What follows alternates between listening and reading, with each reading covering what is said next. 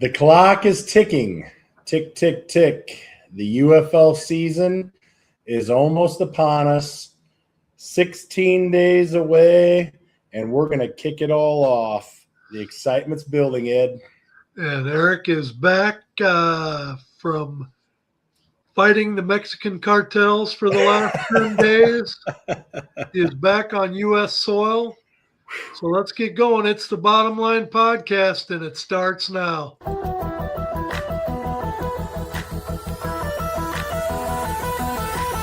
And that's the bottom line.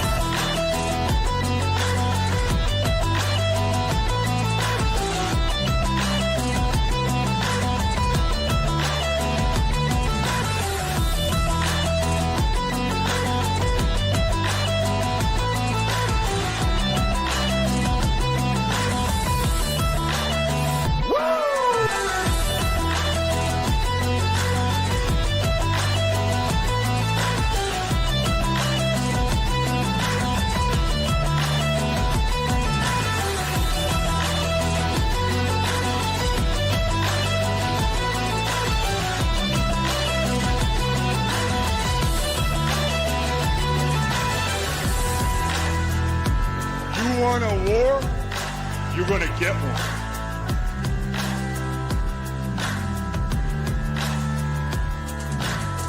The queen rise to the top, oh yeah.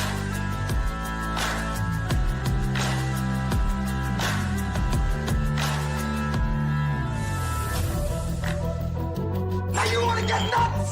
Come on, let's get nuts.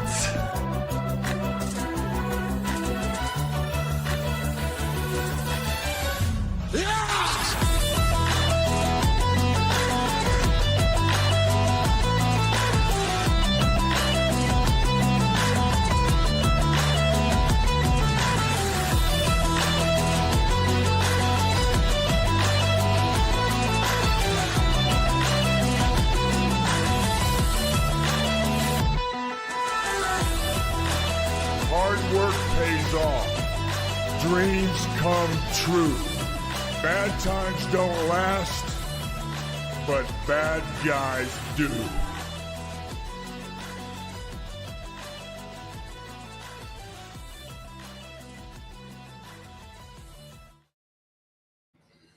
Man, it is getting closer. The anticipation had the finger go. That trigger finger get kind of rusty when you when you miss a week. Thanks. You just got to keep pushing. Just keep pushing. Send. Send, please. So, I mean, I think we got a whole lineup of UFL tonight, don't we? We are packed wall to wall. And even my wall to wall is packed with the 4 teams we're going to talk about tonight. So all the new flags. That's, it's awesome. And at the same time, it's disappointment because now when we come to the tailgate in St. Louis, we got all different flags going up everywhere. We should have, you should buy 2 or 3 more flagpoles so we can have a nostalgia area. So the question is are you going to leave KJ off until he drops that flag, or are you going to throw the towel? Or sorry, KJ. Let's go. What's up, guys? Yeah, when if we did have that, I'd need about 15 flagpoles probably. Mm-hmm. I've got a whole basket downstairs of nothing but old UFL flags. So. The league doesn't understand what it costs us every time they switch teams and we got to buy new flags. Yeah. Because the 2 flags that I have now that I don't have up that I'll put up, well, I can't put them up, Arlington Renegades and the Memphis Showboats. So now I got to get a couple other flags just to fill it in when the Iowa State and the Bears flag come down. So hey Marty, hey Robert, thanks for joining. Good evening, everybody. 2 weeks from Friday, Marty, you are correct. What should I start off with? Should I start off with, you would think that Brett would come out with a preseason ranking and it would stay that way until the season starts. But No. It seems like it changes every time. So I'm going to go ahead and part the Red Sea, and we'll start off by putting Brett's newest, latest, and greatest rankings up. And you will see that once again, he's got DC number 1, Birmingham number 2, but sliding up into the number 3 hole, KJ's silent favorite team, the St. Louis Battlehawks. And Orlando slides down to number 4. And looking at this list, does anything jump out to you guys? I still think that Dallas is probably a little low. I kind of like the idea that he used with his first rankings, and that was that he was going to have the top 4, and then 5 through 8 wasn't going to be ranked. He was just going to have the best of the rest, because until we get 3 weeks into the season and we know what these teams are, what they're going to be, it's kind of hard to label teams right out the chute as 7 or 8 or. Well, I mean, at this point, I think with the majority of the DC Defender staff coming back, Jordan Teamu, they obviously have lost some pieces from the team last year, but there's additions that'll shock you too. I mean, I get DC being the top. Birmingham, I felt, had a really great draft. They put a lot of pieces together. Quarterback wise, I guess we'll see.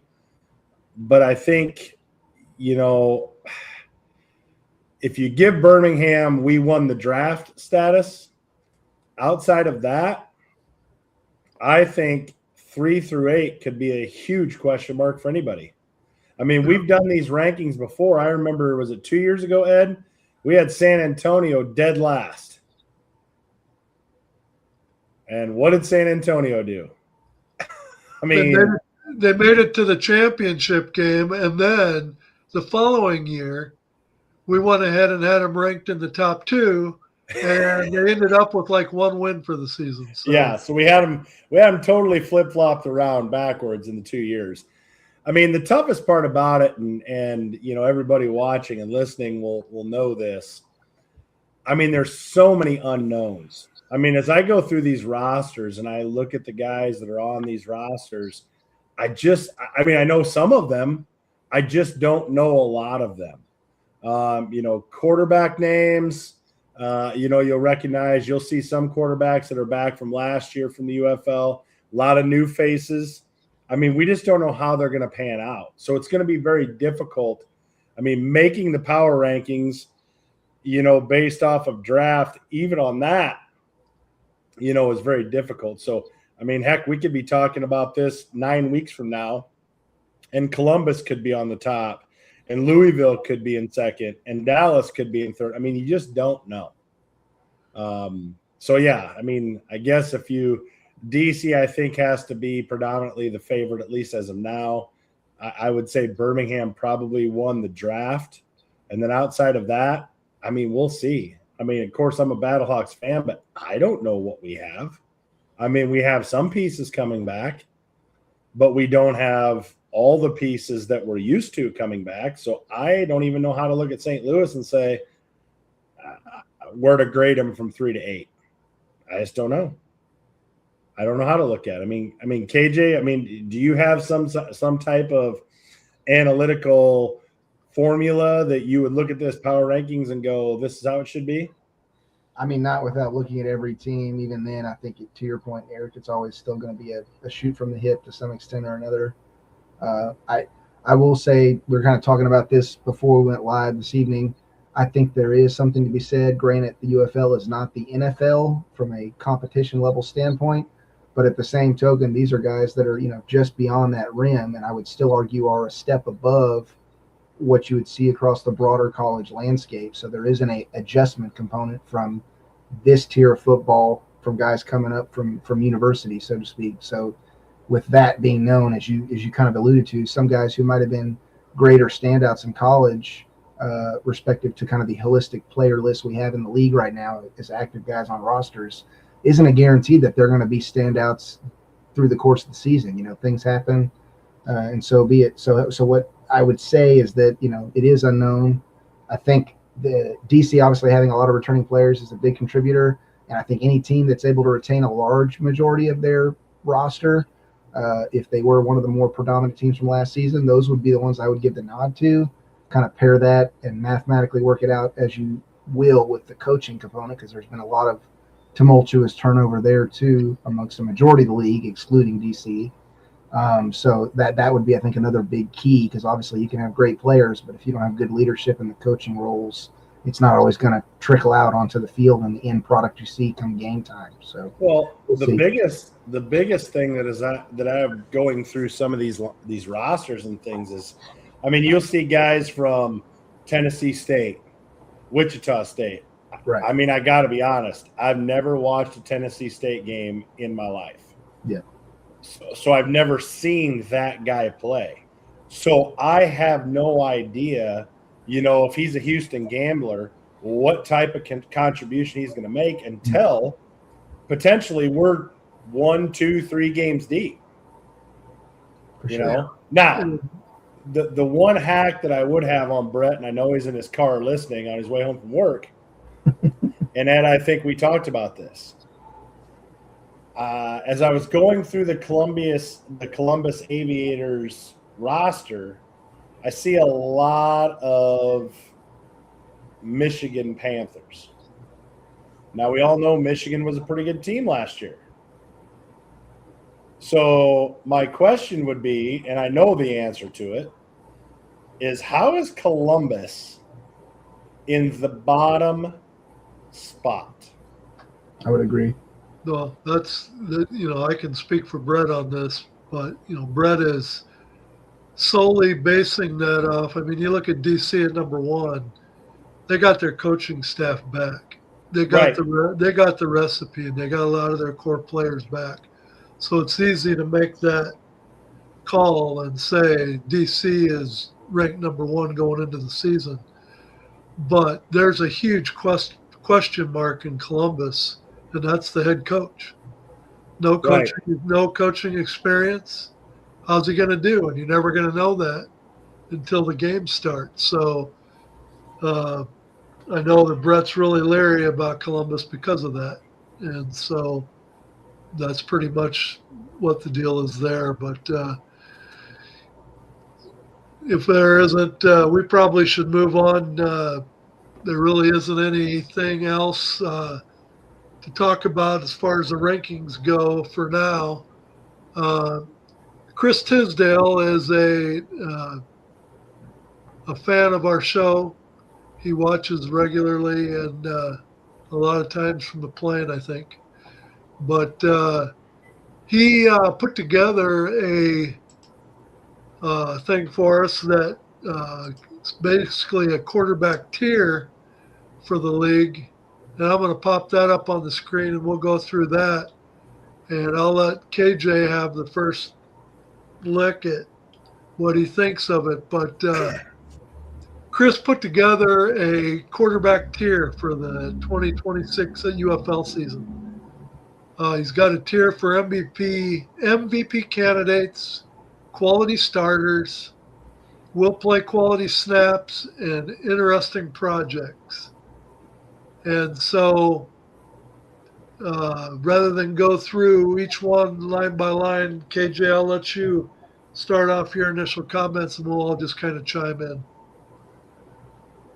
I guess the biggest thing that initially sticks out to me is kind of seeing two defenders on this list, having both Jordan and Mike on there.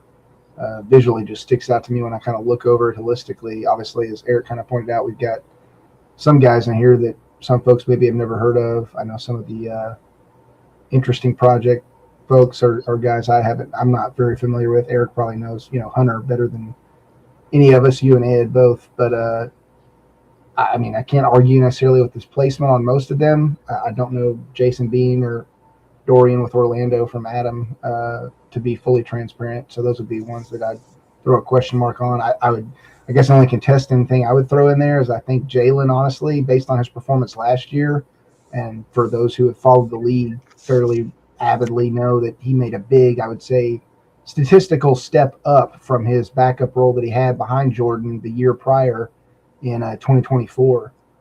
So I think, and he's basically progressing in the right, trajectory direction, if you will, from a starting QB standpoint. So I think if his trend continues to go that same route and he does well in Columbus, I think you could throw him up in the MVP category, to be honest. He was, I think, one of the top 3 performing quarterbacks last season, if I remember the stat line correctly. Some of these guys, I think, to the point we've already touched on, will just be interesting to see how they perform through the course of the season. For some of them, it may be their very first, year playing in the UFL. It's interesting and exciting to see Jalen Morton on there as interesting projects. I think he could, potentially be exciting if something, God forbid, were to happen to Jalen at some point during the season. The big one I know I'll be watching, since Ed gets tired of all my Battlehawks hate, is I'll definitely be cheering for Brandon Silvers to step up and lead the team well. He's a Houston alum, so to speak, if you will, from our past Roughneck days. And I've always been a huge fan of his, even going back to the AAF of 2019.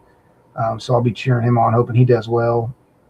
Lewis could have kind of a rebound season, if you will, theoretically, and be very competitive through the historically, holistic body of quarterbacks in the league. So I can't really argue with Chris's structure and ranking here.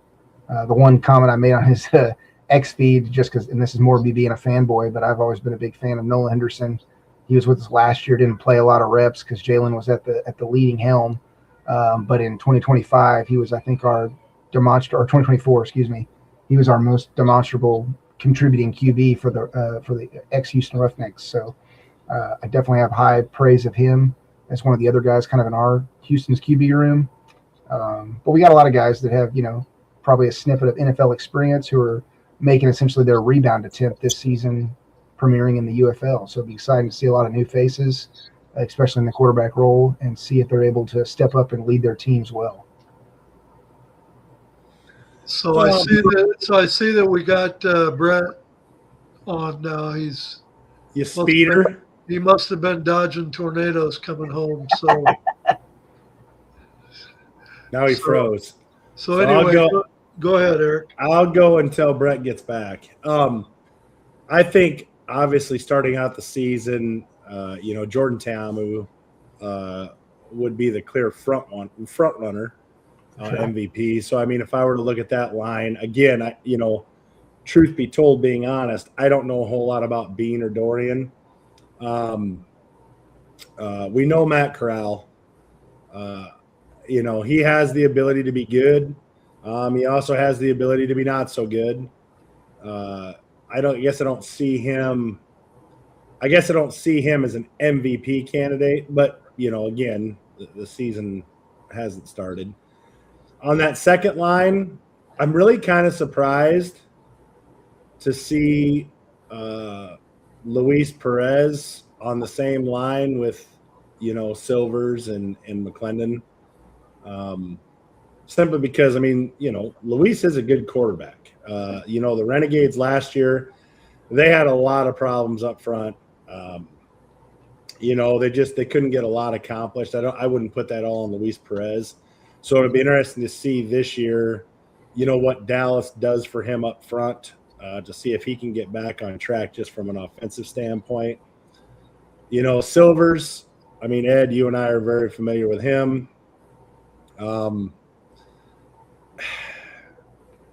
If we're going to throw the ball, I don't know much about Ben Woolridge.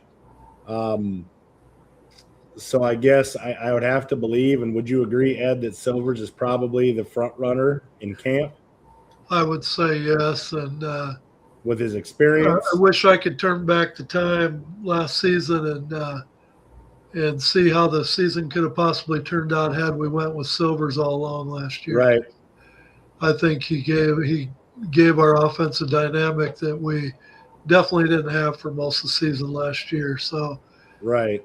Looking forward to seeing the ball in the air, that's for sure. Yeah, and I love McClendon. I mean, I thought he did a phenomenal job with the Roughnecks last year, and I can only assume that he would be the front runner for the Aviators. Quality snaps. I don't know a whole lot about Smith. I know Austin Reed. He was a Chicago Bear. I think he's a good quality quarterback. He does have NFL experience. So I guess we'll see. The interesting projects. I mean, we've seen Jalen Morton before. He was with Birmingham in 23 and 25. More interesting to me is Taylor Elgersma and Hunter Deckers. I'm obviously familiar with Deckers. He was the quarterback at Iowa State before all the gambling stuff happened in the state of Iowa that nobody else had to put up with but us. But he's a left-hander and he can sling the football. And he is a fairly mobile quarterback. He's a tall kid. He's like 6'4", 6'5". He's a tall kid, lefty, can sling it everywhere. And of course, Elgersma has been with the Green Bay Packers. I have to believe that he's picked up a thing or two in Green Bay that could make him an interesting pick to be the Stallions starter at some point. Because I think all of us are used to seeing Matt Corral or have seen Matt Corral come out, look good, and then look really bad. Look good, and then look really bad. I got to believe that Elgersma, I mean, if he's the quarterback I think he is, I think he may end up being more than an interesting project. So, but I can't disagree with the tiers that he has now, simply by what I know. So, Brett, since you came back, is it going to be – we know Corral is probably going to be the starter for Birmingham, but could you – I mean, we know Corral. He can have a great game, and then he can really go out and just toss his cookies. Do you think Elgersma is going to be a factor for Birmingham at some point this year, even if Corral is healthy? I think all three quarterbacks will be a factor this year. If you remember, unfortunately, Birmingham went through – it had to have been a record, especially for spring league. I think we went through 7 starters last year in a 10-game season. And, of course, we made it to the playoffs and fell short to the Michigan Panthers.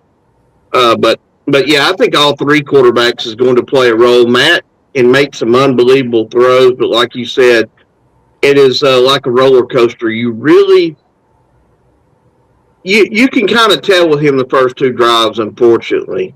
If first 2 drives don't go well, it can really kind of spiral out of control for him. But when you look at these quarterback tiers, Brett, I mean, you probably know a little bit more about some of these other guys that we may not know. I mean, do you agree with it, or there's some where you're kind of scratching your head? Like, what do you think? No, I think Chris was on the mark with this, and I looked it over, on X for a minute. I looked it over at work, and that's when I decided, this is pretty good. Let's pop this up on the screen for the show. But the exciting thing, again, about spring football is you're always going to have 1 or 2 guys come out of the shadows and put some great games together. That's what's so exciting is so many of these guys really just need reps, and we all know that. These are all, for the most part, borderline NFL guys, whether they've made it to the league and just sit on the practice squad or whatever the situation might be. They got hurt, sat out for a year or 2.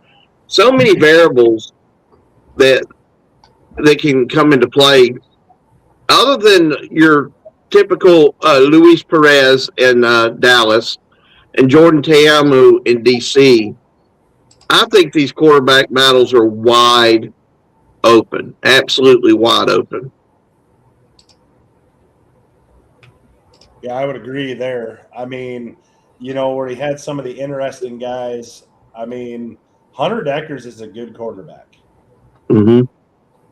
And I think he's certainly a quality UFL quarterback. So it'll be interesting to see – kind of how it plays out. If some of these coaches, some of them may say, well, Jordan Tam was my guy till he gets hurt. Some of these guys may say, Silvers is my guy, but Woolridge is going to get some snaps. This guy's going to get some snaps. And by week 5 or 6, you might see more solidification of who's going to get the majority of the snaps, if not all. Yeah. Well, I know Ricky Prohl, Coach Prohl, was high on Woolridge. And so my guess is if I was a bet man, I'd say Brandon Silvers is probably the starter week 1. But maybe one of those cases where they ride the hot hand. Right. So. I mean, especially if you're – Go ahead. Well, especially if you're in a situation – okay, I'm going. Especially if you're in a situation where, depending on the offense, Michigan last year was predominantly run. So, I mean, but I think, in St. Louis's case, I think Coach Prohl has said this multiple times, he wants to throw the football.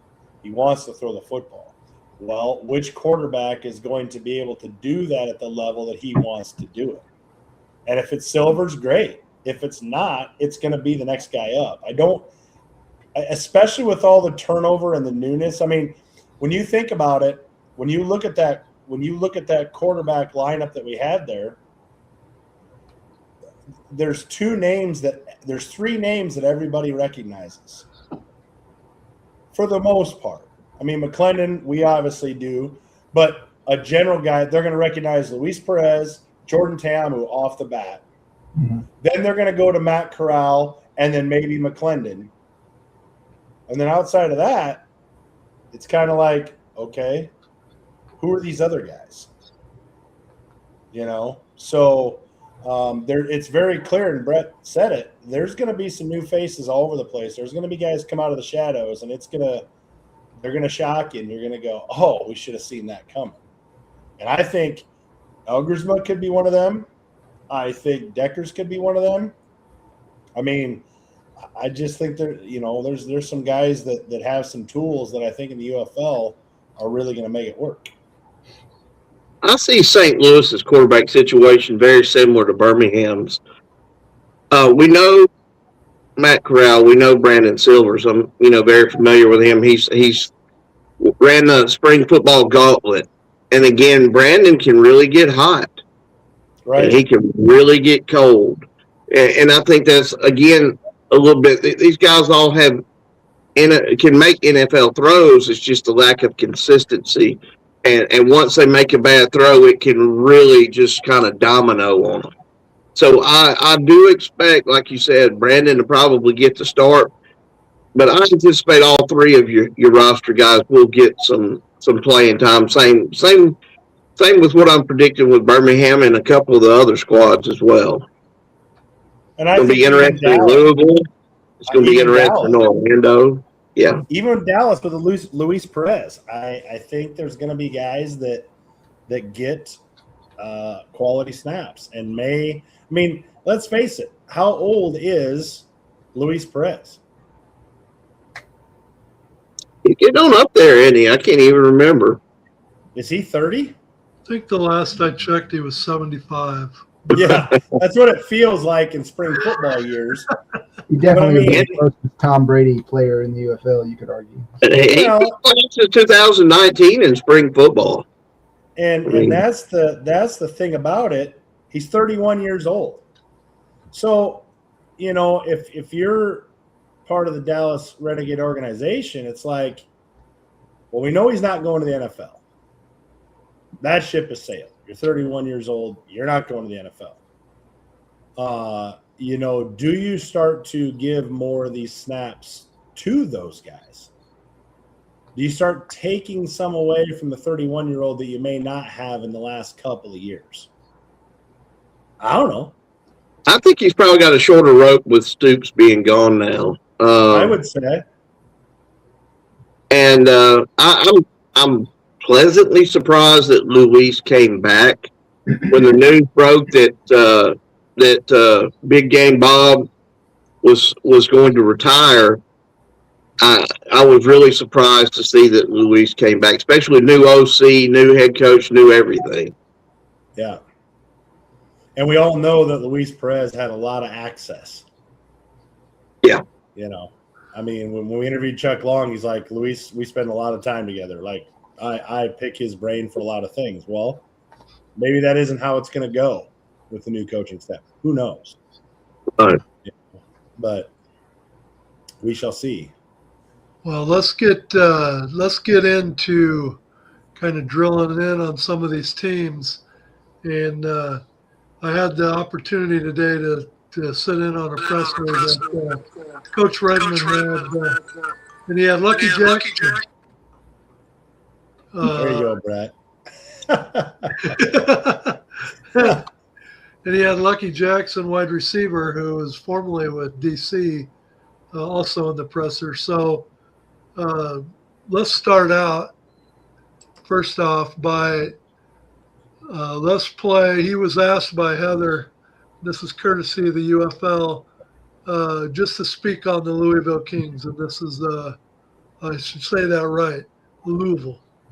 Louisville. This is what he had to say. Hey, Coach. So we just had Lucky on. He was great. Got to be proud of him for how he did. So we just want to touch base with you before you have to head out to camp. What's been going on this week? Yeah, had a great week of practice. It was good. We kind of handled a little adversity with one bad practice, and then we flipped it and had probably our best practice of the year. So for me, it's a good way of just kind of figuring out how these guys are going to handle, tough times and tough games or a bad first half. Just really proud of the resiliency of this football team, and we're really coming to our own as far as leadership and kind of what we do best, and just real excited to get that out there on the field. We have another joint practice coming up this Saturday against the defending champions, the DC Defenders. So we're excited to see how we compare against arguably the best team in the league. So it's been a great week, He also, I was hoping Brett would be back on again by the time this was over with, so we can kind of start getting into the roster a little bit. But he was asked also in the presser what he thought of his running back room, because sounds like Louisville's got a pretty talented group. And this is what he had to say about the running backs. Yeah. Coach, I'm curious what you think about the players in your running back room and what your team's philosophy is going to be with this backfield as we head into the season. Do you and your staff prefer more of a single bell cow rusher that can do it all, or are you leaning more toward a committee approach?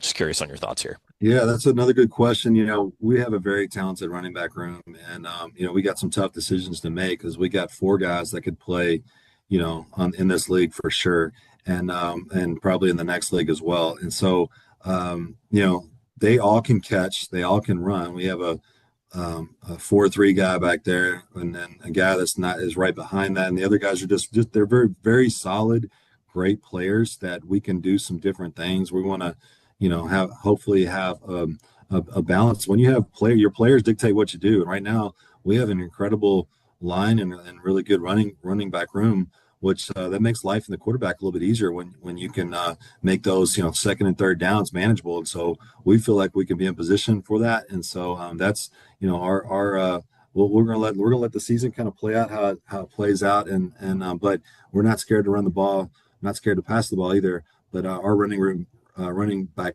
room is very, very talented, and we feel like we can hand the ball, we can throw it to them. And so in space, they're very good route runners and can catch the ball. And then, we're going to see what they do after that here real soon. So excited. We have, like I said, a scrimmage coming up this weekend. It's a joint practice. And so they'll really get a chance to compete and showcase their skills. And so hopefully we'll be able to make a good educated decision next week. Yeah, we got I think cuts are coming up. I believe it's on the just 19th. Over a week away. Yep. Yeah, just over a week away. I think it's the 19th. So Brett's not back with us yet. Are you familiar at all with any of their running backs, KJ? I have not studied Louisville's roster at all, to be transparent, so I am not familiar. Well, I do know they've got Jaden Sheridan. He was with Michigan last year, a name that people might be familiar with. That is one of the running backs. Another running back that I am not familiar with is a kid by the name of Ian Wheeler, 206-pound running back out of Howard. And then the other one that they have on the roster is Jordan Silver out of Arkansas. He's Benny Schnell out of Kentucky. Read the wrong one. A 225-pound running back. So they've got some dudes with some size in the backfield and some experience with Jaden Sheridan out of Michigan last year. This is another roster as I look through it. They've got was Louisville, did they have the opportunity for the Memphis roster, Ed? Yes, it was Memphis. Okay. They did bring back quite a few Memphis players. The big receiver, Jonathan Adams, they brought him back. They've got several other Memphis players on here, but it looks like they were able to that have UFL experience. And then they've got quite a handful of players from, the Renegades, Michigan, strong safety from DC and Kenny Robinson Jr. So, they have some experience on this roster, from O-line to the D-line to the secondary to the backfield. So, again, it's tough to tell, but it looks like they've got the experience to compete. Well, it sounds like their wide receiver room is in a good place. It's a really strong group because Lynn Bowden, which was one of the Louisville, I guess, popular wide receivers, was just recently cut. But it was through really no fault of his own. They needed some D-line help. And so he became the one that was expendable to make room on the roster to bring in a defensive lineman. So, Coach Redmond didn't necessarily say the book was closed on Lynn Bowden, that he might very well be coming back during the season, but for now he had to let him go. So, there's even an opportunity, I guess, depending on if they retain rights to him. I don't know if they lose their rights when they cut a player like that he could be picked up by one of the other teams in the UFL too. So, well, a name that's probably familiar to some in the UFL is Isaiah Winstead, former Renegade. 6'3". They are very tall at the wide receiver. They have Winstead as 6'3". Who did I say before? Adams at 6'3". They've got I don't know anything about Tariq Black out of Texas. He's 6'2". They've got some size across their wide receiver depth as far as height. Tyler Hudson out of Louisville, 6'2". Lucky Jackson is 6 foot, one of the shortest wide receivers they have on the roster. So, I have been following Lucky Jackson because if you guys follow this show at all, you'll know that I'm a Minnesota Vikings fan, and Lucky Jackson has been kind of on and off the Viking roster for a few years now, but he originally was with DC back in 23, and I've watched him in the preseason for Minnesota for several years trying to make the team, and I think they even put him on the practice squad maybe once, and so he does have NFL experience. And it sounds like the Minnesota Vikings really had a high regard for Lucky Jackson. And I want to play a clip again, courtesy of the UFL. This is what Lucky Jackson had to say when he was asked about his reputation in the NFL. Hi, Lucky. I'm Sue Levine from the UFL News Hub. How are you? Hey, I'm doing well. How are you?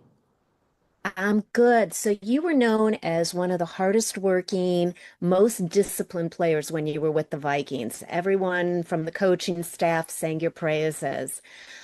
Tell me a little bit about what you think about your daily regimen and your disciplined approach that has withstood, that has helped you over the years. I would say just approaching it like a pro. And honestly, a lot of these things that I bring to the table with football apply to my everyday life. Older coach told me how you do one thing is how you do everything. So I wake up consistently. I know it takes extra work, whether it's playing football or excelling in the corporate world, whatever it is. It's going to take these type of things. So just trying to be the best man that I can be. And like I said, it goes with football and in my real life. So. And he followed that up by a question from James Larson where he was, and this is really our, as we talked about not knowing much about Jason Bean, this is what he had to say concerning the potential starting quarterback for Louisville. Dude, Lucky, you've had a chance to see some high-quality quarterbacks, especially during your time with the Vikings, between Kirk Cousins, Sam Darnold. Obviously, Kevin O'Connell is one of the best quarterback coaches in the league. What have you seen of Jason Bean so far in camp that kind of gives this offense confidence that you guys are going to be able to put up points? Honestly, just the decision-making. Obviously, as a quarterback, you're running the show. There's a lot of things that happen pre- and post-snap. So I think just processing that information as fast as possible is something that he's shown that a lot of great quarterbacks have, so that's what I've been most impressed with. And I think that'll help us a lot during this season. So, Brett, I don't know how much of that you got to hear, but we've heard a couple clips from Coach Redmond and a couple from Lucky Jackson. We've kind of briefly discussed the running backs and kind of went in a little bit to the wide receivers and talking about Lynn Bowden, who was cut to make D-line room. What else do you have with Louisville that you can add for this season? Got a couple questionable pieces on both lines, honestly. The wide receiver room is deep. I think it was obvious that, Bowden got online and kind of made a fuss about him getting cut, but he didn't make the roster last year either. And, of course, the main deal with this is the fact that he is a local guy. So a lot of your local fans wanted to see him along with a few other guys that they've signed. Louisville is a big question mark to me. Very big. That's one I've looked in depth at the roster. I just really don't know what we're going to get with Louisville. I mean, who knows? It kind of reminds me of San Antonio a couple of years ago. I mean, they might end up making the playoffs. Who's going to be the quarterback? Again, you got Braun that has never coached before. It's a very similar situation to AJ. I'm definitely pulling for Louisville. I know there's a lot of excitement there. There's selling a lot of tickets, and it should be, I would imagine, it'd be close to a sellout for the Birmingham game coming up, 2 weeks from Friday, kickoff. Yeah, I had heard that I think they were down to 1,000 tickets, less than 1,000 tickets for their home opener. So that's going to be pretty impressive. And I know Coach was talking today about, for those who haven't saw a ball game or seen a ball game in their stadium, they're going to be very impressed with the venue. And they said as enclosed as it is, he made the comment that you'll literally, no matter what seat you have in the stadium, you'll literally be able to hear the quarterback giving his cadence. That's how clear that you're going to have, and how there's not a bad seat in the house. So a lot of exciting stuff to talk about when it comes to Louisville. The thing that's gonna be important, and Ed and I were talking about this earlier. You know, if Louisville can get a sellout for the first game, these first couple 2 or 3 games are going to be critical for some of these new fan bases. You know, very similar to teams that we've seen in the past where they start up here and then things just kind of go like this. Like, we need people to support these teams regardless, because here's the deal. There's going to be 4 top teams and there's going to be 4 bottom teams this year. Yep. If your team happens to be a bottom team, that isn't just the time to be like, well, I ain't watching them because they're not any good. Right. You know, being a fan of a team means you're a fan of the team. You know what I mean? Like, so that'll be the key to see, you know, and I'm with you, Brett. I've looked at Louisville's roster. I don't know. You know, I love their wide receiver room. They've got a lot of height. You know, they've got a lot of length in that room. I don't know about the quarterback. I don't know how that's going to work out. You know, some of their questions on offensive and defensive line, I'm just not sure. Yeah, and it's good for the league that they're taking on Birmingham, the opening game at home. And of course, I'm torn because I'm a league guy first, but I'm a Stallions fan. And I want Louisville to do well. I want the stadium to be packed. But, you know, you held a gun to my head. I'd say I'd love for Birmingham to kick a game-winning field goal as the time expires, and Louisville to win the next 9 games. I'm good with that. All right. You know, right. It's just because, you know, me looking at, you know, from the Birmingham side, I worry about all these teams and their attendances. Birmingham definitely don't want to go home 0-3 because we don't play a home game till week 4. So I'm so torn, but I'll say this. It's a tough opening game for Louisville. Their saving grace might be the fact that, you know, the new coaching staff, because Birmingham has done a real good job with this roster. And there was one spot that I was really worried about on the offensive line, and they fixed that immediately a couple of days ago. And I know KJ knows what I'm talking about. That guy was big. I can't believe he fell back down to the UFL. He was with Birmingham before, and he is a hoss. Hey, if Louisville beats Birmingham in week 1 and Louisville, they better be excited up there because they've got something. Birmingham's got a good roster. So why don't we do this? Before we're going to get into Orlando next. But before we get into Orlando, let's play a reel that the UFL put out. And again, just as a little precursor, the language used by the owner of our league doesn't necessarily represent the Bottom Line podcast. We'll be right back. This league, everybody's one step away from being in the NFL. One step. You guys are one fucking player. 2 of you are going to make the NFL in the next year or 2. Imagine one of you guys kicks a 63-yarder to win the game down 3. Dude, you're going to fucking get 1 billion views on all your fucking Instagrams.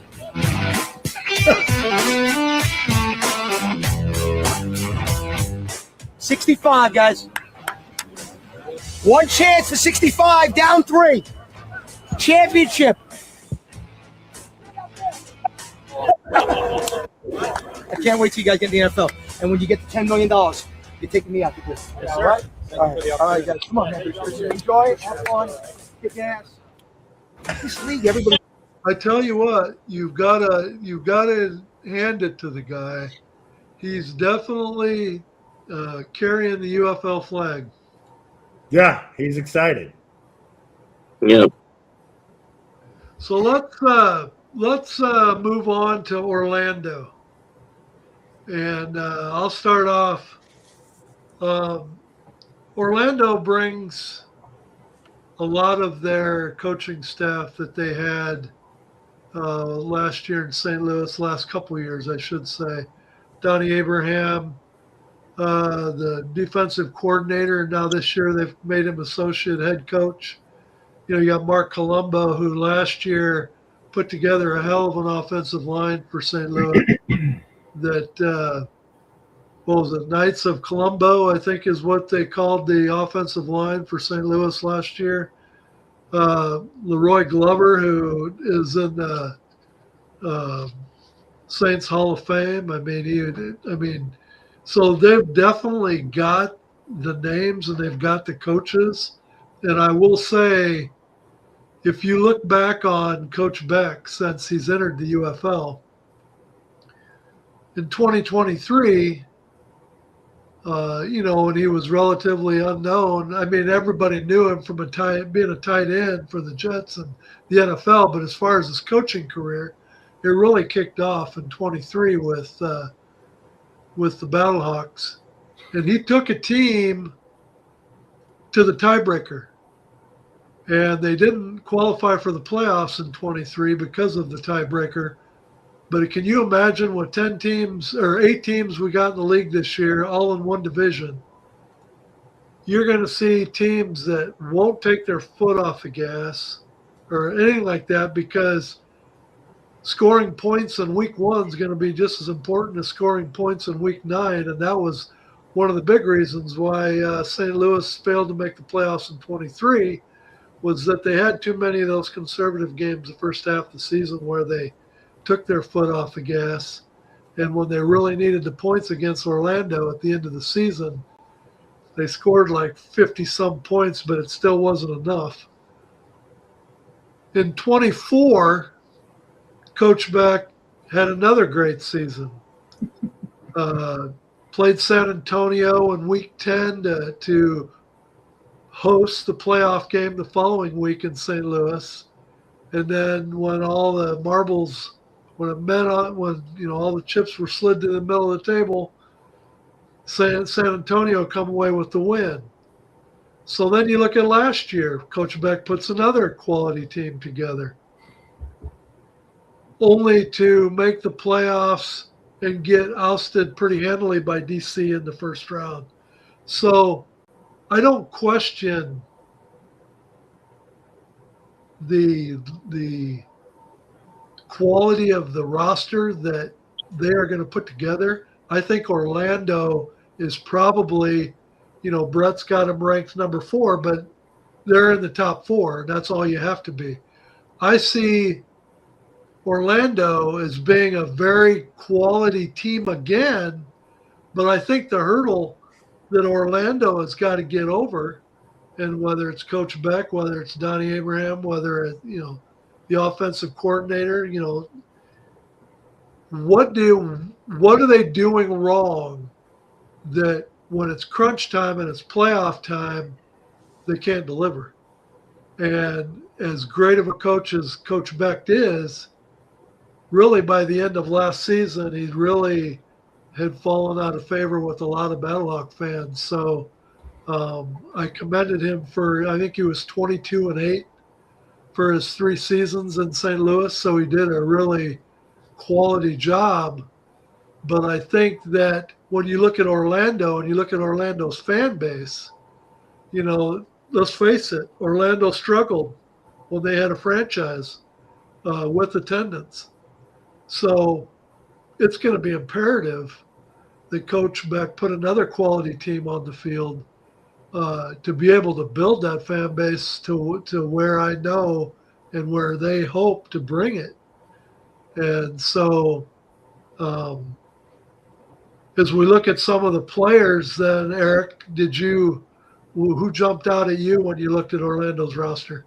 Well, I mean, just some names, that people may remember from previous UFL teams. I mean, Chris Rowland from DC, He's on Orlando. He's on their roster.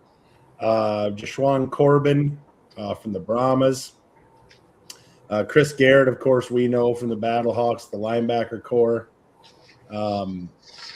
There's a few others here. My biggest question mark, and Brett, you would know a lot of these guys too, is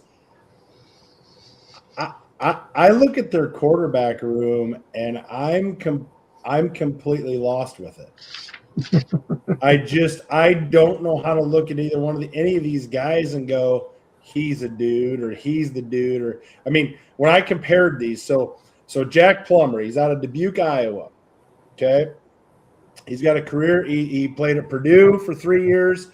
He was at California for a year and Louisville for a year. Okay. Just like all these guys are now. They play for 2, 3, 4 schools. He's got a career completion percentage of 64.1%, threw for 9,728 yards, 68 TDs, 31 INTs, 47 games in college. Then we got Hank Bachmeier.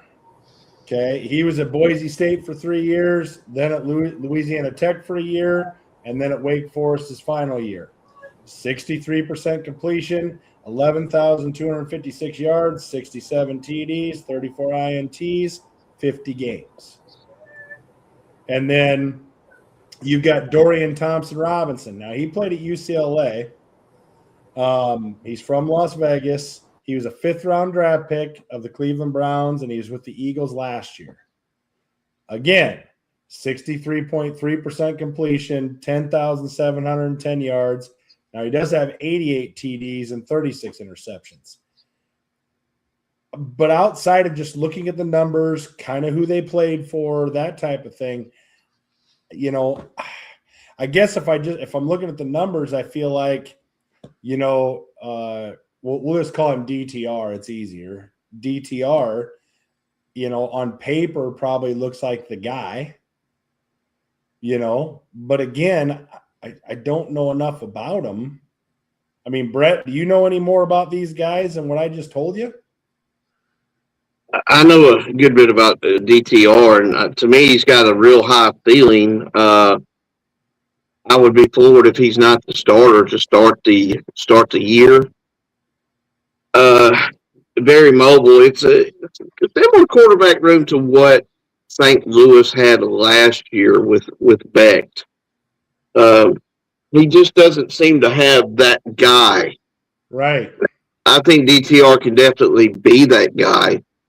But again, here's another roster where I think you're going to see quite a bit of snaps from all 3 quarterbacks. Well, he's put an emphasis. Coach Beck has always put an emphasis on the run game, and couple that with he's even gone as far as to go with the running quarterback.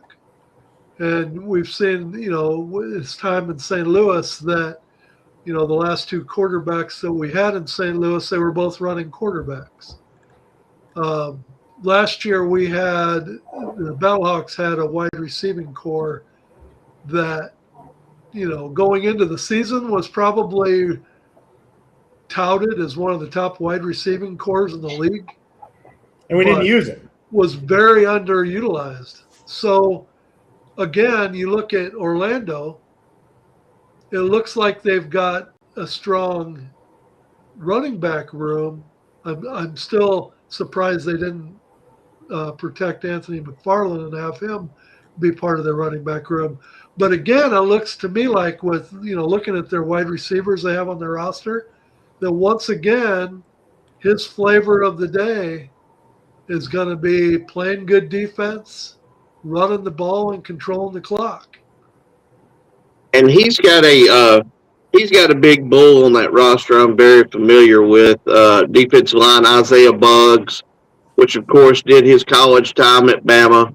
And really the only reason Isaiah is still not in the league as we speak is his off the field issues that he's had.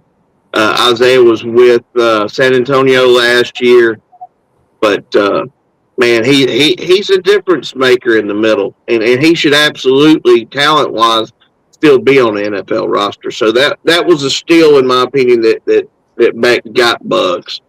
He's a good player. And outside of, I mean, when I look at their receiving room, outside of D. Anderson, who was with Memphis last year, I mean, their wide receivers are 5'9", 5'10", 6 foot. Yeah.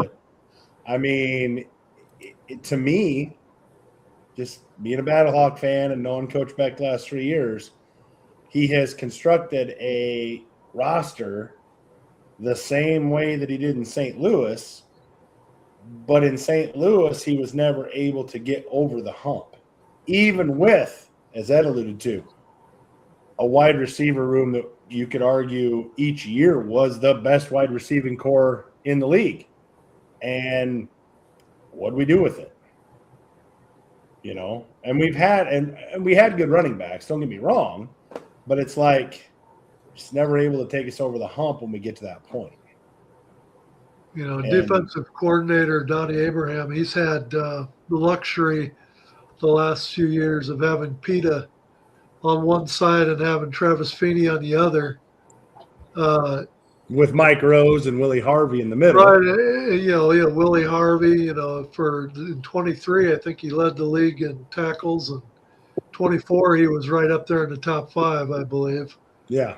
But, Travis Feeney's 31, Peta's 30.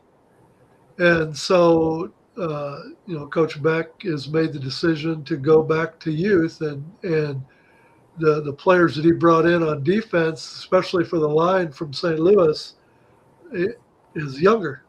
He went with the younger players. So it's going to be interesting to see, what kind of team they're able to put on the field. But I gotta believe they'll be in the hunt.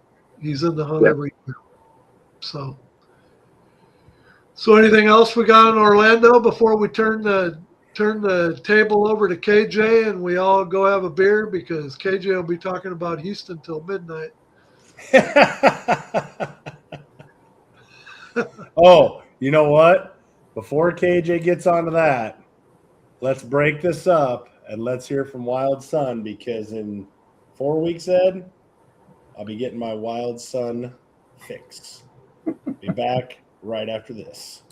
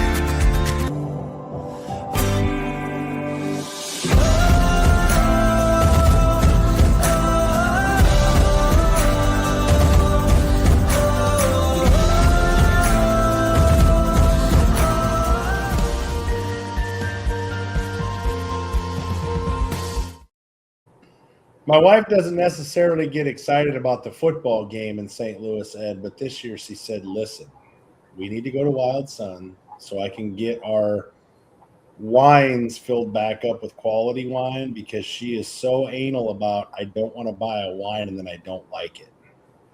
Well, so she has gotten into buying cheap bottles of wine, because she's like, if I don't like it, I can throw it away and it's no big deal. So she's like, we got to get back down there so we can get some good wine. And well, just a shameless plug for our sponsor. I just want to put a shout out to the guys at Wild Sun. I'm gonna need another bottle of red wine for my backdrop, just because I don't suggest that you leave a bottle of red wine sit out on the end table while you're putting your flag display together. No.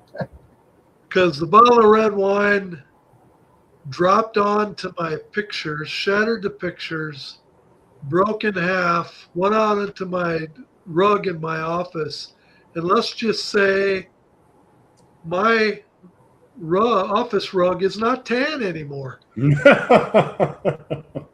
And where does a person even start when you have a full bottle of red wine distributed evenly on a rug?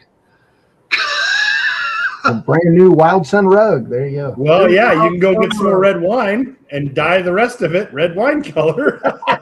So I am going to need a new, fresh bottle of port, please. I have more downstairs, but those are to drink, not to break. So let's get back to it. Let's turn the table. Well, we got the Houston Gambler flag over here. And we've got, we've got the Predator couple mask hanging there to accent. You want to answer that question, Ed? I went online and Googled the flags. You want to hear something funny? I went on and I Googled Louisville Kings flag, Orlando Storm flag, all that, and boom, popped up right away. You can get them from Walmart. Do you think I can find a UFL flag yet with the new logo? Not to be had. So I don't get it. I got to have a new UFL flag to fly. You know, we got 5 flag poles, and then if I'm going to have my vintage section of all the past flags, I'm going to need, the UFL flag will have to fly both in my vintage section and my new section. He said we have 5 flag poles. We. Yeah. He's been when I had my little health issue last year, I didn't get Eric's flagpoles back to him last year.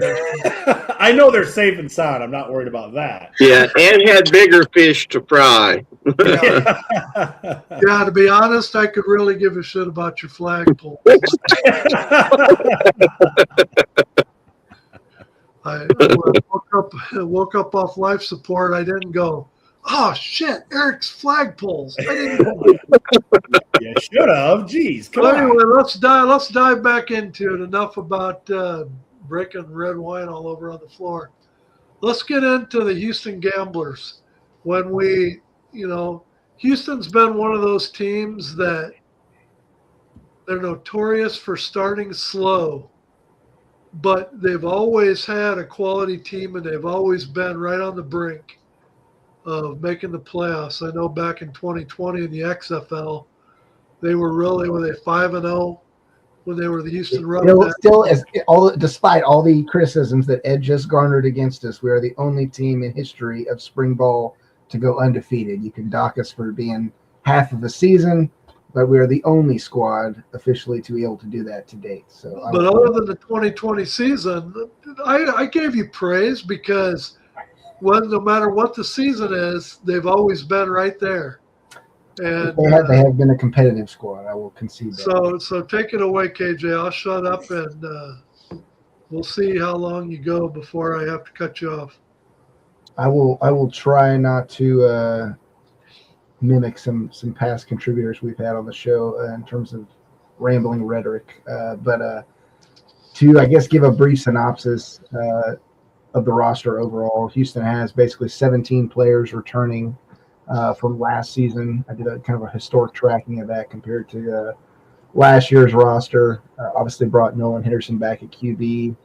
We retained, I believe, 3 out of the 5 headlining guys that were a part of the Roughnecks from last year, primarily being Justin Hall, Lawrence Keys, and Kirk Merritt. Kiki Chisholm unfortunately went, to Columbus in the draft. And then we lost one other one. But those main 3, if you will, stuck around. So I'm happy that we got them back. A couple other retentions on the defensive side of the ball. Marvin Moody returns. We get Keenan Isaac back, who's kind of a fan favorite to my knowledge. He was fun to watch. Marco Robbie's another defensive back that's pretty well known for more longtime faithful Roughnecks fans. And then some of the less maybe prominent positions, but contributors nonetheless. Marco Ortiz at long snapper, who's, I would argue, probably one of our most tenured players. He returns with us too, and Michael Rivers at punter. excluded a few there and who all I listed. I think when you look at the QB room for Houston compared to last year, I would humbly acknowledge we probably had a step down a little bit, losing Jalen, who Columbus hurt, no doubt. I think most fans would echo that sentiment. He had a phenomenal year of improvement and a positive, trajectory. I would say, respective to when he was backing up Jordan Ta'amu in 2024. He really took his opportunity to start and shined and led our squad well last season, despite us coming up short there at the end of the year to make the playoff cut, as Ed mentioned. I think there's a lot of potential with our roster. We have pulled, several different guys from other teams as well. Arlington, St. Louis, Braylon Sanders, one of the biggest names that sticks out to me that we got from DC for the wide receiver core. I was looking at these 4 teams that we've discussed tonight, not the full 8-team league holistically. I think Houston, I would argue, if not is number 1 out of these 4, is probably number 2 at the worst. Just in terms of, I think, diversity and the number of skilled guys we've got in the position groups. We're not necessarily lacking on height, even though some of the guys are shorter in stature. I know Eric kind of touched on that with some of the guys from Orlando. But I think the talent pool that we've got there in the wide receiver core is very encouraging. I don't know as much per se with respect to our offensive line, even though we do have probably, I think, 4 or 5 guys returning, or I should say that 3 returning from last year, and then 4 or 5 that we picked up that had previous UFL experience on other squads. I think this will be another team that it kind of comes down to a well meshing of both the roster talent we have and the coaching staff that's in place. One unique thing I came across, I can't believe I missed this. I have to sincerely apologize both to the man directly, since I've met him in person once before, and also just to Houston fans who normally expect more from me as a person who covers the team. I was not aware that Coach Sumlin picked up Tyron Carrier as our wide receivers coach. And if you don't know anything about him, you should definitely go look him up. He's well known both locally amongst UH alumnus, as one of our kind of fastest historic wide receivers that we had when he played with Case Keenum back in the day, and was a very, very productive special teams returner as well, once again, due to his speed on the ground. But he brings a lot of talent, I think, and expertise to the wide receiver core, and that's probably another reason I would echo that I think we have a strong, structured room, at least in that category of position. But I'll be excited to see. There's a lot of guys that we're pulling on, especially on the defensive side, that are coming from previous NFL stints, I guess, if you will, whether that be preseason or, as Brett mentioned, practice squad reps.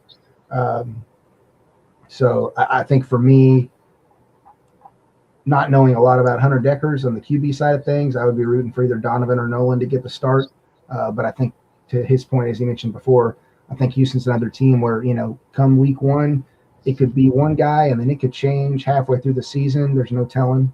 It just really depends on how it all shakes out. So I'm definitely excited to see what our production looks like week 1 and tracking that, week by week as the season progresses. Don't sell Hunter Decker short, bud. I'm telling you. The kid can sling the ball. You're going to be wanting him back. Now, so you tell me, because I don't know. I know a little bit about Nolan, but tell me about Donovan Smith. So he played and basically was the starter for our squad prior to when Connor Weigman took over, I guess, last year with Houston. Played, I want to say, was it 2 or 3 straight seasons. He basically took over the reins after Clayton Tune graduated back in whatever year that was. I forgot his first season that he got picked up by Arizona for his rookie stint. But he played well for us. I think he was a good leader. There were some games. I mean, I would almost pair an evaluation of him similar to kind of how Brett mentioned with Brandon Silvers and other guys, in that when he's hot, he can be hot and be very exciting to watch. But then also he can sometimes mentally get in a bad headspace and be his own worst enemy. The biggest kind of, I guess, if I wanted to give a critique in a loving, compassionate way of his play, I would say the best example I could give would be to look at our game when UH played Texas. That last year they were in the Big 12, played them at home in Houston, and actually one of the better games that Dana Holgerson led our squad, and we actually were knocking on the door to potentially tie it up, I think, or win that game in the closing minutes of the fourth quarter. Donovan had helped drive us down the field, and then kind of just was not able to make a clutch play call decision-making choice in the midst of play on one of the last downs offensively that we had during that game. So, I mean, I say all that to say he can be very good. I think the mindset is the biggest thing for him that he needs to maintain composure in to be successful. I saw, kind of looking through some of the X feed online earlier this evening, I think James Larson had been able to attend a couple of the practices for multiple teams, obviously, up there in the greater Dallas area. And he did mention he had seen some reps. Donovan was leading the team very well and spoke some praise of him in terms of what he was able to see through those practice reps. So that's definitely encouraging. He definitely has the height factor over, I think, probably both Hunter and Nolan. Nolan's, I think, Donovan Smith's a tall quarterback, isn't he? Yeah, he does have the height. That's why, for me, both from a standpoint of like stature, build, and also from the experience I've had viewing him as a UH alum and his time with us previously there in college, his play style is probably very Jalen McClendon-esque in how he plays. So it's, while I would, humbly acknowledge, I think it's a downgrade from the just experience level because he's obviously not played as much in the pros or semi-pro tiers. This being his first opportunity to kind of start post-college in that sense. I think, play style won't be foreign to any UH fan or Houston team fan who's watched our team in seasons past for what they'll see on the field if he takes the ball. So, well, there's no doubt that your head coach is either looking at one of two things when it comes to your tight end room. He is either looking for ginormous human beings that can block, or he's looking at unbelievable height to throw to, because your tight end room goes 6'5", 6'5", 6'6", between Rogers, Spivey, and Sutton. Yep. And Spivey and Sutton are both returners, so I think the cohesion, once again, that I spoke to, I think is encouraging at that position as well. I don't know much about Caleb Bass, but to your point, if the height's there, then that only echoes the sentiment of probably whatever his design intent there is with that role specifically. So we have to welcome Big Mike back to the mix.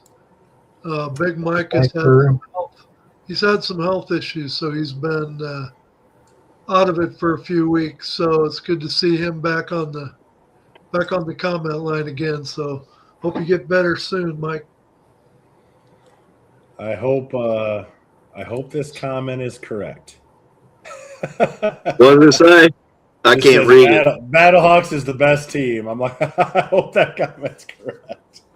I wouldn't want to go out on a limb right now and say that, but So how would you respond to this, KJ? Matt, is it FEMA or FIMA, Brett? He commented. That's my buddy. I still can't pronounce his last name correctly, so don't hit me up with that. Houston has a tendency to be very boring on offense. Do you agree with that, KJ? I mean, he sounds like a guy that didn't watch our squad prior to 2023. I'll tell you that, because that definitely is not indicative of our 2020 and 2023 seasons. And I would argue last year was pretty exciting, at least the second half of the year. Obviously, I'll concede to Ed's point. Maybe it was a little slow for us to get started, especially on the defensive side, and a little bit of offensive struggles beginning of last year. But once we got cranking, I mean, Jalen Hill, Brett can, I think, acknowledge this. We almost gave Birmingham a run for their money at home. And if we hadn't kind of dropped our pants, for lack of a better term, at the end of the game on the road, we might have beat them at their house too. So I don't know if I really fully agree with that sentiment, to be honest. He's a big spring football fan. He's a DC fan as well. So, he's walking around with the big, the big belt. They're the champions right now. So, Matt, if you want more exciting Houston ball, just give us our Houston players back, and maybe that'll be something we can do better. Since you took your team still has the monopoly on Houston alum, if we're trying to go for this whole regional thing, we're kind of missing the mark, unfortunately, still there. But Matt's been with us with the UFL fans. He's one of the admin with me. He's been with us probably 3-4 years now, somewhere in that ballpark. I can't remember how I got introduced to Matt, but it's just through the spring football circles, on Facebook, and I've branched out to X. But he's a big spring football guy. He's a good dude. He's also got a what is your group's name, Matt? I think UFL Fan Zone maybe is his group. So Brett, I know in the rankings that you've had, I think you've come out with 3 preseason rankings. You've had Houston right around that 4-5, right on the cut line. Right. What is it that you're seeing that just makes you not or kind of question whether they're a playoff team or not? It sounds like you have them right there. It's just something's holding you back. KJ knows this first. He already knows. Go ahead and say it, KJ. I ain't got to answer this. What's my answer? For why you have them they're always a middle of the road team. I don't know what specifically you might be thinking. The thing that's holding me back from making them a playoff team is Kevin Summerlin. I would agree with that. Yeah, I figured you knew what I was. If we get the University of Houston Kevin Sumlin, then Brett would, I think, concede, we're automatically a top 4 team, possibly a top 3. But that Kevin Sumlin hasn't shown his pretty face in quite some time, unfortunately. So, boy, he had a rough haul. Where was it? At Arizona? Yeah, that was where the UH coaching curse was alive and well, for sure. But I'm gonna tell you what. And I can't even remember who the current Arizona coach is, but he's done a phenomenal job turning them around. But Summerlin, I felt bad for the guy. They were not competitive. I mean, it was that bad. But now, we've seen Summerlin. He's been feast or famine, like you've mentioned, with previous jobs. So. But that's one of the things that holds me back. I'm still a little uncertain about their quarterback position. A couple of pieces on their offensive line worries me if I'm a Houston fan. But again, there's been so much changeover this year to where if we were going to ever look like fools at the end of the year with or me look like a fool with the power rankings, it's liable to be this year, but I've got some strong feelings for a couple teams. But again, chaos is chaos. I would love for all the new teams to make it to the playoffs. I'm good with that. If my team can't make it, if my team can't win it, I'm good with all the new teams. Putting 15,000, 20,000 butts in the seats every week and going to the playoffs and competing for a championship. I'm good with that. Birmingham and St. Louis and D.C. and all the usual powers will be back. We don't go to the playoffs this year. I'm losing it. So any parting shots, KJ, on any going out on a limb, hot takes or predictions on the Houston Gamblers this year before we head off for Columbus? Who's their first game, KJ? I can't even remember. Oh, shoot, you're going to ask me that. I'm not going to tell you. Oh, good. I know I'm horrible. I didn't memorize it. I failed the pop quiz. Let's see. I'm sorry. No, you're good. I'm going to look it up right now. Week 1, they play Dallas. That's right, on the road. I remember that now. Oh, wow. Yeah. I think that's it's a double-edged sword. From a roster standpoint, I think it's a good matchup. What you've spoken on as kind of being one of our Achilles' heel, I will concede to Dallas's point.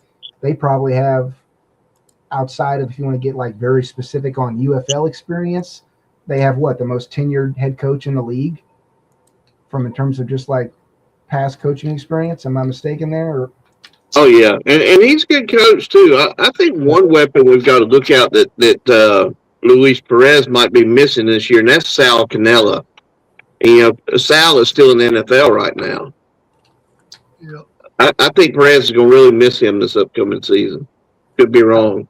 I think for me, the biggest outside of the coaching side, which I will concede, that's the biggest thing we need deliverance on.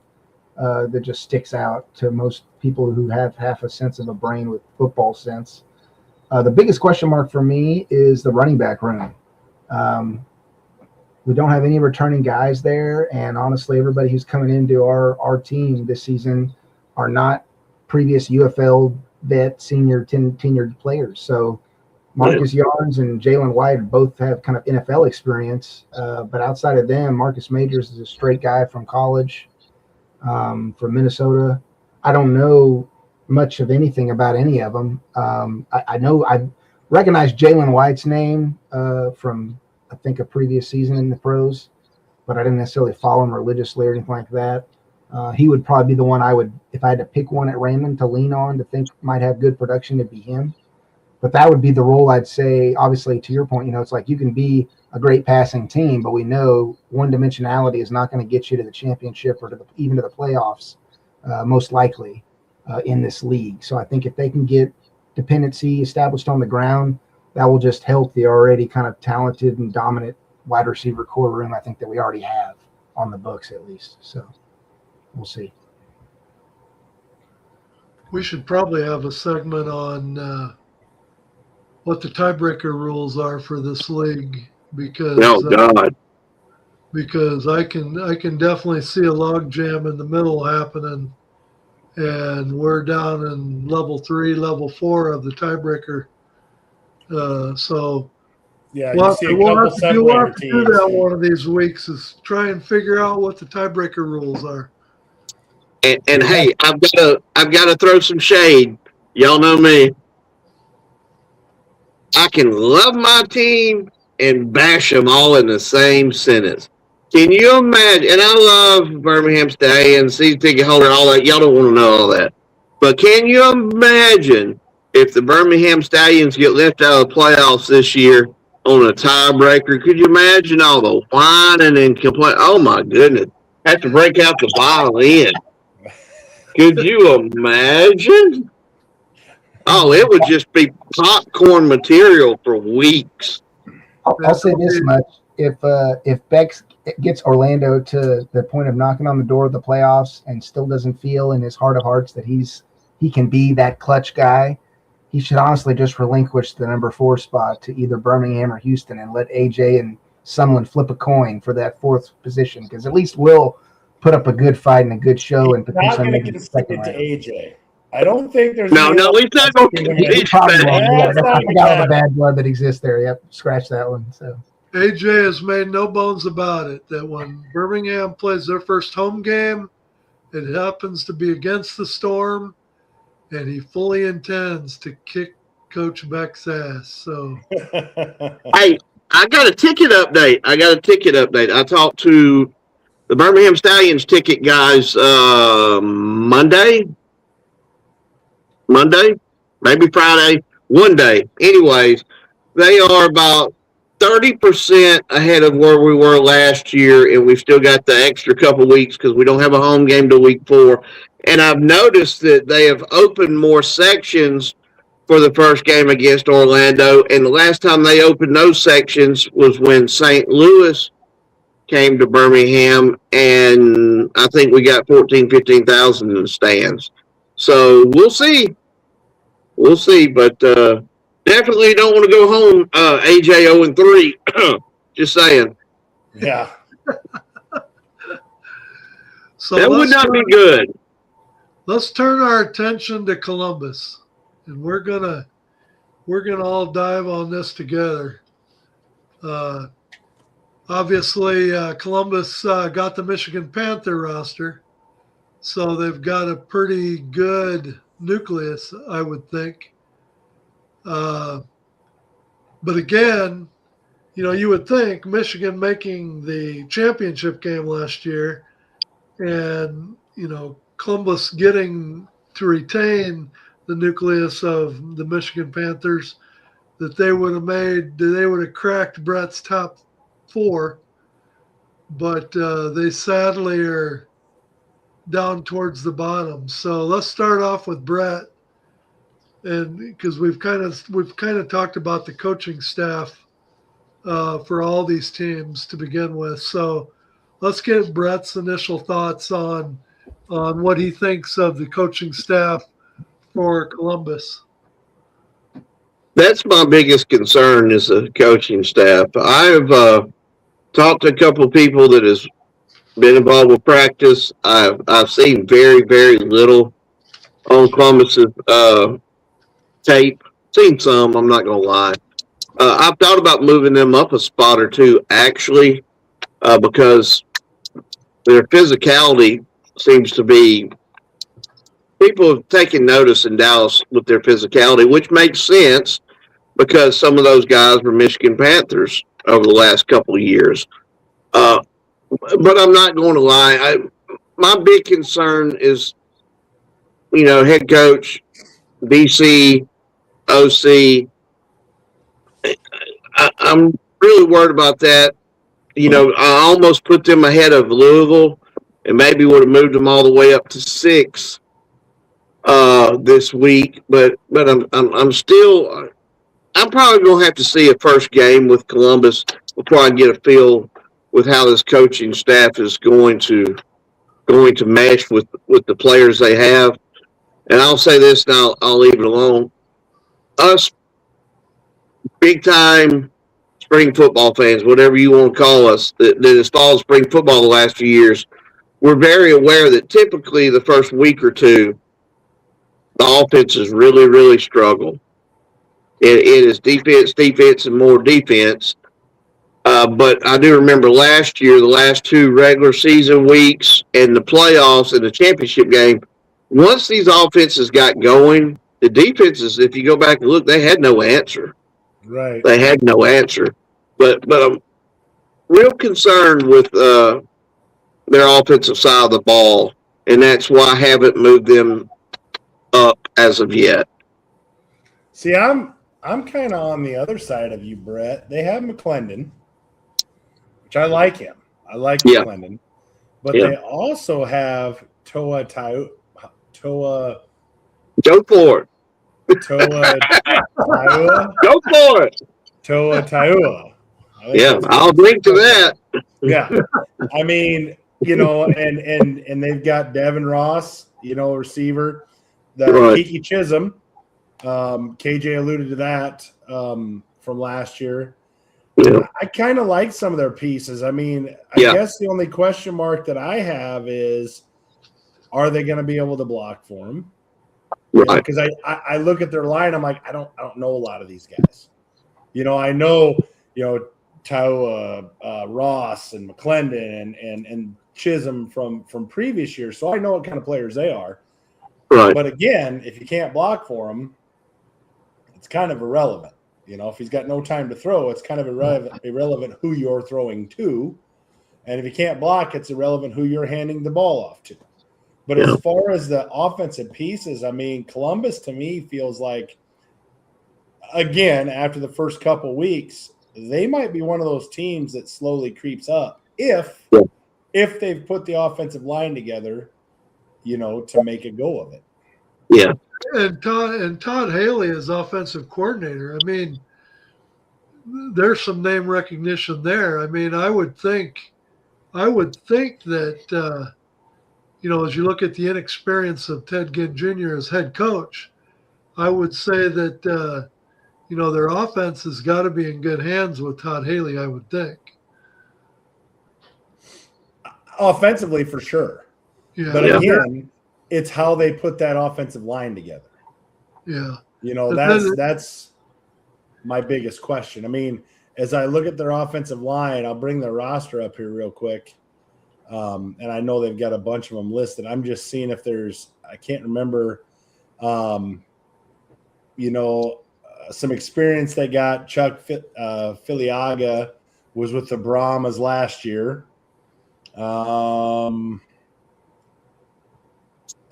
mean, that's exactly how I remember when I looked the first time. Really, the only offensive lineman that they have with UFL experience is the Brahma. The rest of them, they're all new to the league. So I don't know Right. To look at this offensive line and go, okay, they got it. I mean, yeah, Wisdom, I don't even know how to pronounce his name, Quarshi, he's 6'2", 310 out of Temple. Okay. I have to be honest, I've never watched a Temple game in my life. Now they do have a tackle that did play for Michigan last year. I guess I missed his Ryan Nelson. 6'6", 338. He's a big dude. But as far as kind of the rest of them, it's kind of, I guess it's just kind of a wait and see. If that line comes together, they got Matthew Jones out of Ohio State, 6'4", 316. Caleb Jones, 6'9", 370. I mean, they've got some big dudes. What is that saying on 300? Blot out the sun. You remember that saying? Well, getting back to the coaches, as you talk about Todd Haley being, to me, really the strong part of their coaching staff. The other name that jumped out to me was Munnerlyn, their defensive coordinator. Being a Vikings fan, he played cornerback for the Vikings for some time. I think he was in the NFL 10 years, but his only experience before this season in the UFL is he coached at the high school level for a couple different teams. So I can understand Brett's apprehension as far as, just what kind of a team are we going to see out of Columbus this year? I mean, well, and we got to remember too, guys. Somebody's got to be number 1. Somebody's got to be number 8. It don't mean there's going to be a ton of, disparity between those spots. But I mean, someone's going to end up finishing the season 6th, 7th, and 8th. So I'm more worried, honestly, about the more and more I look at Louisville. I'm a little more worried about them than I am Columbus. But just been apprehensive about changing that spot. And who knows? They might both be playing each other in a championship game. But I don't really see a team that can't compete, if you know what I mean. I would say, to answer your statement, Ed, I've coached for a long time. And I'm going to tell you this. I don't care what level an NFL coach or an NFL player coaches at, or a college player coaches at, or a high school player coaches at. It's what they have up here and how they utilize it. I mean, I've worked with college baseball players, and I feel like I'm pretty knowledgeable coaching the game of baseball. But then you work with a college coach, and they just think on a whole different level than you. Well, then if you work with a professional baseball coach, that level goes even higher. Well, part of that is knowledge and what you've worked with. I don't worry so much about Munderland as far as being able to talk about, this or show this or whatever. It's the scheming part of it as a coach. Because just because you're a good player does not mean you're a good coach. I've seen it. I've seen lots of good players absolutely fail at every level when it comes to coaching. So, I mean, that's the part that's the unknown about a lot of these coaches. He has the knowledge. He knows what an NFL practice looks like. Can he orchestrate an NFL practice on the defensive side? And then can he translate that? Because as a player in a corner, he knows what he's doing.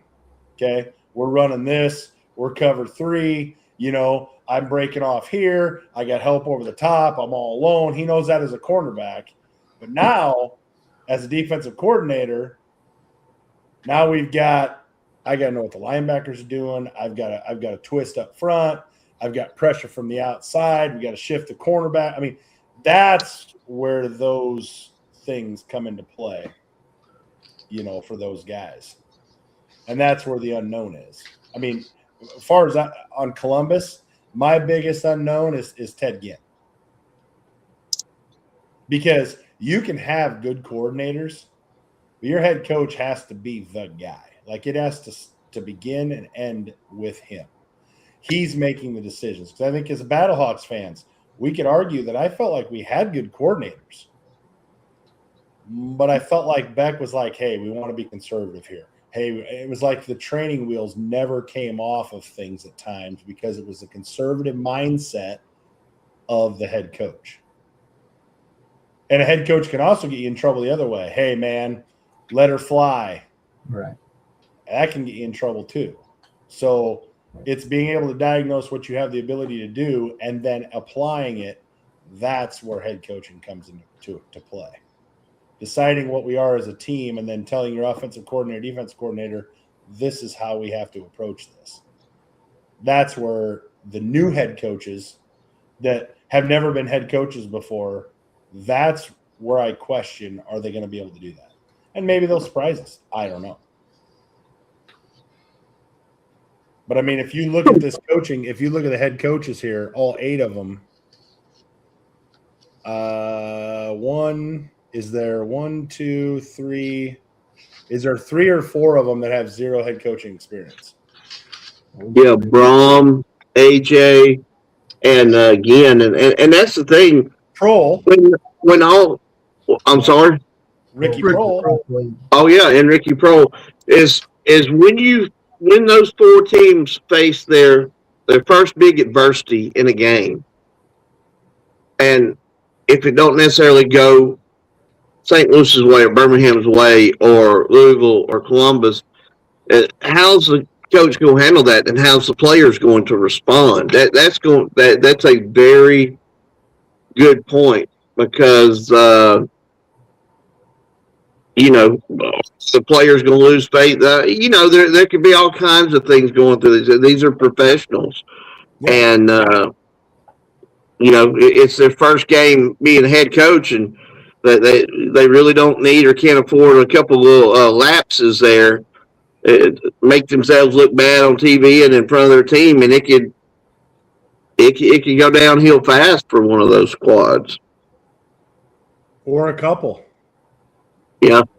Or a couple. Who does Columbus play right out of the chute? Give me a second.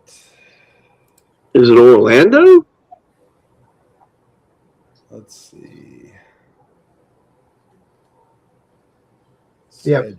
Orlando, yeah. Orlando is Orlando, right? Correct. So that'll be a good measuring stick. I mean, again, we can, Ed and I as Battlehawks fans can criticize Beck all we want. Beck's been a head coach. Yeah. That's a good test right out of the gate to see exactly where, Ted Ginn will be when there's decisions to be made where us as fans who obviously know everything are sitting there going, why aren't you doing this? Yeah, don't do that. Don't do that. What are you doing? We're screaming at our TVs. Like, it'll be interesting to see how quickly some of those things come to them. Clock management. A coach that has done it for years takes that for granted. A coach that hasn't done it for years, that's something they're thinking about, that they have to. And if they don't, guess what? They get criticized for it. And it has made some coaches, college level, pro level, look really, really foolish. Matt Eberflus against the Detroit Lions could not have managed that clock any worse than a professional coach could manage it. So, yes, there are plenty of example where less than miles from LSU. Yes. I mean, so even the highest of the high can screw it up. But, I mean, those are things that are going to put pressure on them.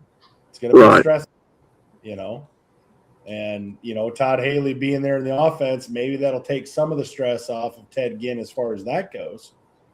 But still, when you're the head coach, it's your team. It doesn't matter what you do. I don't care what level you're at. When you're the head coach, it's your team. Yeah, heavy lies the crown. Mm-hmm. It would be great for those 4 to all get wins their first week, but fortunately in Louisville that's not going to happen because you got two of those guys are brand spanking new. And that's going to be an interesting game, fellas. We're just, 16 days away? Yeah. Close to game time. And what's kind of nice to see this year, too, is, they've always had a fan appreciation around the league before the season started, but usually it's one date and they're done. This year they're doing a second round, and they're actually having Fan Fest the week before the kickoff starts. And I know that some of them have come out. Let's see. DC come out with theirs Saturday, March 21st at the Wharf, 1 to 5 Eastern Time. Then you've got St. Louis. They're doing Ballpark Village. Eric got to see Ballpark Village for the first time last year. Oh, I've been to Ballpark Village before. Ed, we had the pep rally there the first year. Oh, that's right. That's when I brought 2 years ago. He come up to see all the Iowa State players. Yeah, that's why we wore Iowa State jackets. It was like a magnet. They just drew to us. So that's also on Saturday from 11 to 2. Today, talking to when I was at the presser, Heather talked about Louisville's Fan Fest. They're going to have it on Thursday night. It's going to be from 4 to 8 Eastern Time. They're having it at 4th Street Live in Louisville, but they're going to have Coach Redmond there, players Willie Tyler, Jason Bean, Steele Chambers, Keaton Ellis. They're all going to be there at the Fan Fest for Louisville, so make sure you get out to Louisville fans. Like I said, I heard that there was less than 1,000 tickets left for their opener, so get everybody riled up and ready for the season. I know St. Louis Coach Ricky Prohl didn't have a chance to get to the original fan appreciation because of weather. So I know he's going to be there for Fan Fest coming up, and I'm sure they'll have players just like they always do. But, have you heard anything, KJ, about Houston? Do they have one going for? No, I just looked back on their X page to see if they had posted anything, but I have not heard any rumblings or developments on when theirs will be. Houston's first game is on the road, which we mentioned that earlier, and I haven't heard anything about Birmingham. Heck, our first three's on the road, so. Have you heard anything about Fan Fest in Birmingham? What's that? Have you heard anything about a Fan Fest in Birmingham? No, but I'm sure there'll be one. But like I said, we're still 6 weeks away from having a home game in Birmingham. Well, what's exciting about St. Louis's opener is I think right now, with still a couple weeks out, they're right at between 25 and 30,000 tickets that have been sold. But once again, St. Louis Cardinals have their opening weekend that same weekend, and they play a 1:15 football game. So they're going to be playing at the same time. So when you have 81 home games, and the St. Louis Cardinals be lucky if they win 60 games this year. So lucky. So all you St. Louis fans, they keep going to the St. Louis Cardinals game like you're a bunch of blind mice. This is the year to hold the St. Louis Cardinals' feet to the fire for putting such a lackluster team out on the field. I kind of believe that maybe they're positioning the team to be sold. But anyway, at least the Battlehawks game starts at 11, so it's going to be the first game out of the chute. So, and Ed, as we talked earlier, at some of these games, we've been hearing rumblings of halftime entertainment. Yeah, we can't divulge that yet because They haven't. I thought they'd make the official announcement today, but I will tell you that the St. Louis home opener, their halftime entertainment, is a real headliner, and he is. If it's Nelly, it'll be a sellout. That's what I'm going to say. So. I was fixing to say I haven't signed on the dotted line yet, Ed. And if I look at, I believe Louisville has something in store too for entertainment at halftime for the Birmingham. So again, I think the league has done a good job this year of trying to get interest geared up for the start of the season. So interested to see what effect that has on the opening weekend games. Having said all that, I think we've pretty much covered everything for this week. I know next week we'll be covering the final four teams, which is St. Louis, DC, Dallas, and Birmingham. And that'll be just real short before the season starts. So looking forward to next week. With that said, again, I want to thank all the pages out there, especially the UFL pages that are allowing us to post our show on the page. Really appreciate that. Eric's got his finger on the trigger, so I got to make sure that I cut this off just right. Well, I'm going to answer Chuck's question real quick. We'll do our week one predictions prior to week one, so you're just going to have to wait. But I do like this, Chuck. I've been trying to get this on the show forever, Chuck. He likes the Storm to cover the 3.5. I would love to pick the point spreads. even though I was the champion this year for the NFL and the college, you know, we could keep doing it like a kid's game, I guess, and I'll just keep winning. Or we could start picking point spreads. Well, KJ, I don't think Eric, he must have been on the beach running from the cartel last week or 2 weeks ago when we talked about the predictions race stretching through the UFL season.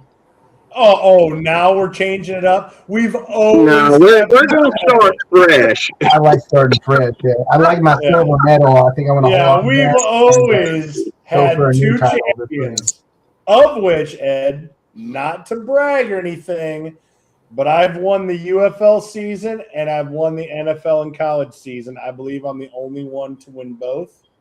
So if you want to send me the big dog that sits behind you in the mail, I'll gladly position that thing is solid concrete. I'm not spending $125 to ship that thing. Meet him at the first tailgate, Eric. You can get it in person. Yeah, when you come down for your game, when you come down with your game and you want to take your 15 flagpoles back with you, I'll give you the concrete dog too. So. Listen, if you're not going to buy any more flagpoles, you can keep them if you just bring them back.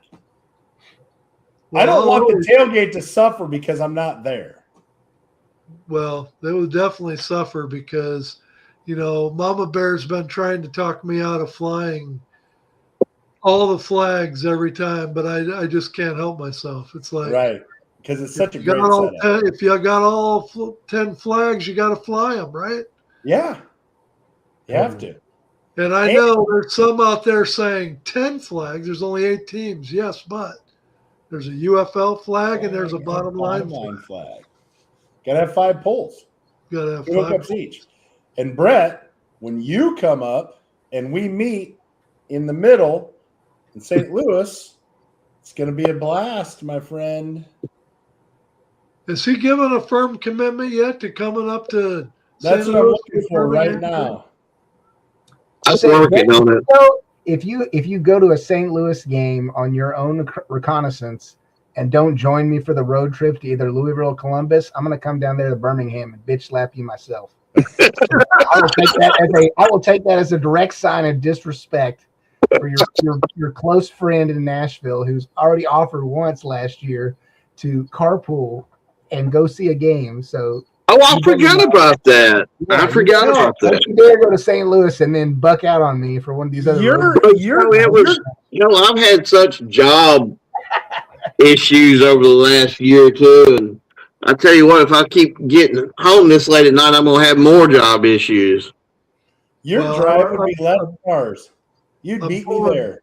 I'm pulling at Eric's heartstrings this year, though, because they talk about with gas prices that this year when they do the March Madness, they're going to have teams play closer to their area so they don't have the travel expense. So this year, St. Louis, I don't know if they're hosting the opening weekend or whether they're doing the regionals. But St. Louis is going to have NCAA games this year. And if Iowa State, they'll be a pretty high seed. If they're assigned to the St. Louis region, I got to think that Eric may be making another trip to St. Louis if it's not on the same weekend. I have real good luck in the past. We happened to have a trip to New York City planned, and guess what? Iowa State played UConn in the Sweet 16. I went to Madison Square Garden and got to see that. My cousin happens to get married in St. Louis. At the same time, the Cubs and Cardinals are playing in the divisional series. My dad and I happened to go to that. Like, I've got this blind luck crap that when I go to places, there's just, stuff happening. Can you believe it, too? His cousin, which is really my daughter, he shows up at a St. Louis wedding wearing a Cubs jacket. Cubs jacket and my Cubs hat. That's how I went to her wedding reception. So, well, I mean, what do you do? Here I always thought Eric's native hair color was brown, and I guess he actually is an Irish redhead, and he just didn't tell anybody. That must be what it is. I'm a Cubs fan my entire life. I've never been a fan of anything else. So I'll walk down St. Louis. I'll walk down middle St. Louis with Cubs stuff on. I don't care. So we know one thing about Eric then. He doesn't care about winning. He's not a bandwagon. 2016. I am a loyal fan. I don't bandwagon. I don't hop. I don't jump. I just unfortunately made poor decisions when I was a kid. So, and with that said, we're going to get out of here early this week by a 4 minutes. By a matter of 2 minutes. I'm going to say, have a great rest of your week. Have a great weekend. I can't say have a great football weekend because the football isn't in the air yet officially, but it's not going to be long now. So we will see you all next week when we cover Birmingham, St. Louis, DC, and Dallas. See you again next Wednesday, 8 p.m. Central. And that's the bottom line.